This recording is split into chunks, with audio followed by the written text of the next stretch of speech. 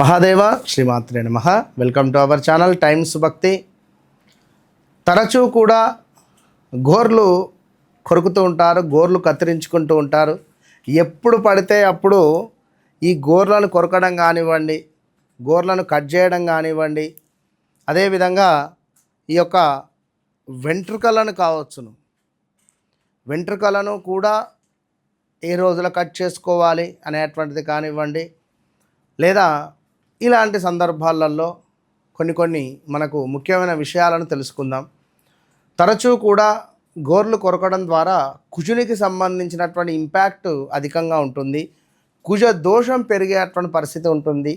మంగళవారాలలో ఎవరైతే గోర్లు కొరుక్కుంటారో అధికంగా అప్పుల పాలయ్యేటువంటి పరిస్థితి ఉంటుంది.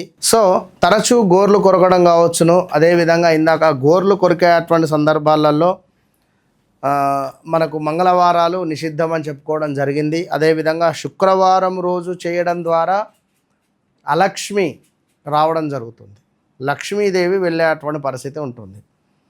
ఆదివారం రాత్రి యొక్క గోర్లు కొరకడం ద్వారా నెగిటివ్ ఇంపాక్ట్ ఉంటుంది. ఇక మంచి రోజులు ఏమిటయ్యా అంటే మరి సోమవారాలు, బుధవారాలు, గురువారాలు, శనివారం ఉదయం, ఇవి మనకు మంచి రోజులుగా చెప్పడం జరుగుతున్నది. మరి దరిద్రం వస్తుంది అనేటువంటిది కావచ్చును, లేదా కొంతమేర ఇబ్బంది కలిగించేటువంటి సందర్భాలు ఉంటాయి అనేటువంటిది, ఇది వాస్తవానికి పురాతన కాలంలో మనకు పరిశుభ్రత, సమయము అనేటువంటిది, నియంత్రణ అనేటువంటిది ఉండేది కనుక వాస్తవానికి గోర్లు కొరకడము మనకు కుజదోషం అనేటువంటిది పెంచే పరిస్థితి ఉంటుంది.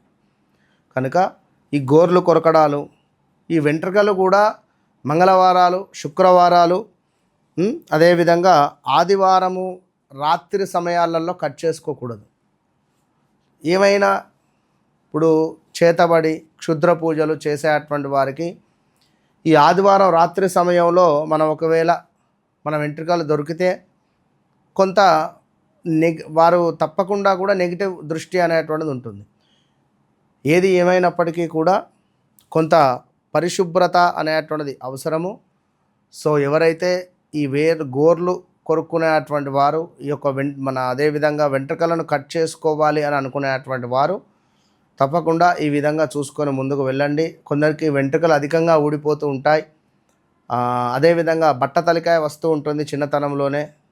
కొంత శనైశ్వరుని యొక్క పీరియడ్లో కానివ్వండి, శని రాహువుల కలయికలో కానివ్వండి, మనకు కొంత ఈ యొక్క ఈ వెంట్రుకలు ఊడిపోవడాలు, అదేవిధంగా అధికంగా వెంట్రుకలు తెల్ల వెంట్రుకలు రావడాలు, ఇలాంటి పరిస్థితి ఉంటుంది.